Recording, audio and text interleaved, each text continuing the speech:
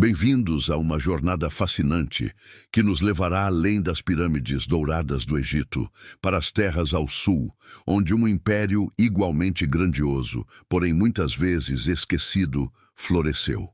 Esta é a história da Núbia, ou Kush, um reino de reis e rainhas poderosos, de guerreiros audazes e de uma cultura vibrante que não apenas rivalizou com seus vizinhos do norte, mas por um tempo os dominou, legando-nos a extraordinária saga dos faraós negros. Por séculos, a narrativa do Nilo tem sido predominantemente egípcia, pintando a Núbia como uma região periférica, uma fonte de recursos ou uma terra de povos conquistados. Mas essa visão é, no mínimo, incompleta. A Núbia, estendendo-se por milhares de quilômetros ao longo do Nilo, do que é hoje o sul do Egito até o Sudão Central, foi o lar de civilizações complexas e sofisticadas, muito antes de sua ascensão ao poder imperial. Era uma terra rica em ouro, marfim, ébano e especiarias, um cruzamento vital de rotas comerciais que conectavam a África subsaariana ao Mediterrâneo. Já no terceiro milênio a.C., enquanto o antigo Império Egípcio construía suas grandes pirâmides ao sul, florescia a cultura de Kerma, um dos primeiros estados urbanos da África, com sua própria arquitetura monumental, uma elite poderosa e um comércio próspero. Kerma era uma potência independente, muitas vezes em conflito, mas também em intercâmbio cultural com o Egito. A relação entre as duas nações nunca foi estática. Alternava entre períodos de vassalagem, independência e, crucialmente, de dominação núbia. A história que mais nos interessa começa verdadeiramente após o declínio do novo Império Egípcio, por volta do século XI a.C. O Egito, antes o poder hegemônico da região, mergulhou em um período de fragmentação e instabilidade política. Várias dinastias locais disputavam o controle e a autoridade central se enfraquecia. Foi nesse vácuo de poder que um novo poder começou a se consolidar ao sul, no coração da Núbia, em sua capital original, Napata, localizada perto do quarto catarata do Nilo, em uma região rica e estratégica. Este novo reino, o reino de Kush, não surgiu do nada. Ele era o herdeiro de milênios de cultura núbia, mas também profundamente influenciado pela cultura egípcia que havia se infiltrado na região durante os períodos de ocupação egípcia, especialmente no Novo Império. Os cuxitas, no entanto, não eram meros imitadores. Eles reinterpretaram e adaptaram as tradições egípcias, especialmente a religião e a iconografia, infundindo-as com sua própria identidade única. Eles veneravam os mesmos deuses, especialmente Amon, que se tornou a divindade patrona de Kush, e viam a si mesmos como os verdadeiros guardiões da tradição religiosa egípcia, que acreditavam estar sendo negligenciada e corrompida no próprio Egito. Foi essa crença na sua vocação divina, somada à sua crescente força militar e à instabilidade egípcia, que pavimentou o caminho para a ascensão dos faraós negros. Por volta do século VIII a.C., sob a liderança de reis como Alara e Kashta, Kush começou a expandir sua influência para o norte. Kashta, em particular, é creditado por iniciar a dominação núbia sobre o Alto Egito, com sua filha Amenirdes I sendo instalada como adoradora divina de Amon, em Tebas, uma posição de imenso poder religioso e político. Mas foi com Piye, também conhecido como Pianki, filho de Kashta, que Kush verdadeiramente se tornou uma potência imperial, e seus reis, faraós do Egito. Piye, um devoto fervoroso de Amon, viu a fragmentação e as lutas internas no Egito como uma afronta aos deuses e uma ameaça à ordem divina. Em 728 a.C., ele liderou uma campanha militar monumental para unificar o Egito sob o domínio de Kush. Sua Estela da Vitória, um relato detalhado de suas campanhas, é uma das fontes mais ricas que temos sobre este período. Ela descreve Pierre não apenas como um conquistador, mas como um libertador e restaurador, que lutou para purificar os templos e restabelecer os rituais sagrados. Ele conquistou Mênfis, aceitou a rendição de vários pequenos reinos no delta do Nilo e, finalmente, unificou o Egito do sul ao norte. Pie, um núbio, era agora o faraó de todo o Egito, inaugurando a 25ª dinastia, a dinastia dos faraós negros.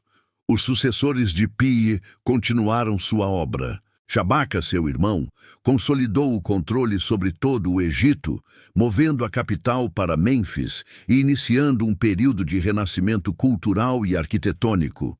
Sob sua tutela, antigos textos egípcios foram copiados e preservados, como a Teologia Memfita, um documento fundamental para a compreensão da criação do mundo segundo os egípcios. Ele também realizou extensos projetos de construção e restauração, demonstrando uma profunda reverência pelas tradições egípcias. Shebitku, sobrinho de Pi e filho de Shabaka, manteve a força do império. No entanto, foi com Taharka, talvez o mais famoso dos faraós negros, que o poder de Cush atingiu seu apogeu e, paradoxalmente, enfrentou seus maiores desafios. Taharka governou um império que se estendia por milhares de quilômetros, do Sudão ao Levante. Ele é lembrado por seus grandiosos projetos de construção, incluindo extensões do Templo de Karnak, a construção de templos em Kawa e Sanã, na Núbia, e a ereção de sua própria pirâmide em Nuri, perto de Napata. Seus monumentos refletiam o poder e a riqueza de seu vasto domínio. No entanto, o reinado de Taharka também foi marcado por um novo e perigoso inimigo, o Império Assírio, uma máquina de guerra implacável que se expandia rapidamente pelo Oriente Médio. Os Cushitas, sob Taharka, envolveram-se em conflitos repetidos com os assírios pelo controle do Levante, uma região estratégica. Apesar da bravura dos guerreiros núbios, as inovações militares assírias, incluindo novas táticas de cerco e equipamentos mais avançados, provaram ser avassaladoras. Taharka foi repetidamente derrotado, forçado a recuar para o sul, perdendo o controle do Baixo Egito para os assírios em 671 a.C. Tanutamani, o último dos faraós negros a governar o Egito, fez um último e desesperado esforço para expulsar os assírios e restaurar o domínio cuxita. Ele conseguiu recapturar Mênfis por um breve período, mas a retaliação assíria foi brutal. Em 663 a.C., o rei assírio Assurbanipal saqueou a sagrada cidade de Tebas, um golpe devastador para o prestígio e o poder de Cush. Tanutamani foi forçado a se retirar definitivamente para a Núbia, encerrando um século de domínio núbio sobre o Egito. Embora o período da 25ª dinastia tenha sido relativamente curto, seu legado foi imenso. Os faraós negros não eram invasores bárbaros. Eles eram guardiões da civilização egípcia, revitalizando suas tradições religiosas e artísticas em um momento de declínio. Eles construíram e restauraram templos, copiaram textos antigos e mantiveram uma conexão profunda com o passado egípcio, ao mesmo tempo em que afirmavam sua própria identidade núbia. O sincretismo cultural era evidente em sua arte e arquitetura, que combinavam elementos egípcios clássicos com características distintivas núbias, como as pirâmides de topo mais íngreme e um estilo de representação mais robusto de seus reis. Após sua retirada do Egito, o reino de Cush não desapareceu. Longe disso, ele prosperou por mais 1000 anos, transferindo sua capital para Meroé, mais ao sul, em uma região rica em minério de ferro.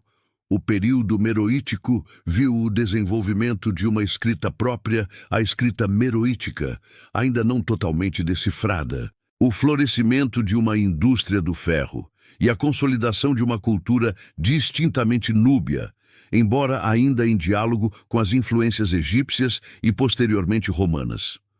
Meroé tornou-se um grande centro comercial e metalúrgico, uma potência independente que continuou a construir suas próprias pirâmides e templos, governada por uma sucessão de reis, e notavelmente por poderosas rainhas-mãe, as Candaques.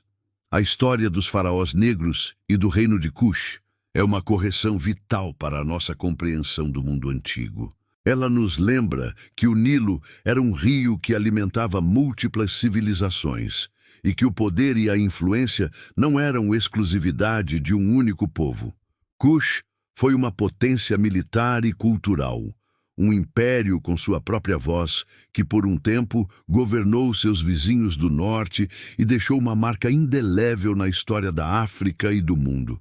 Gostou do vídeo? Curta, é grátis e ajuda demais nosso canal. Considere se inscrever no canal e ativar sininho de notificações para não perder nenhum capítulo dessa saga da história do mundo.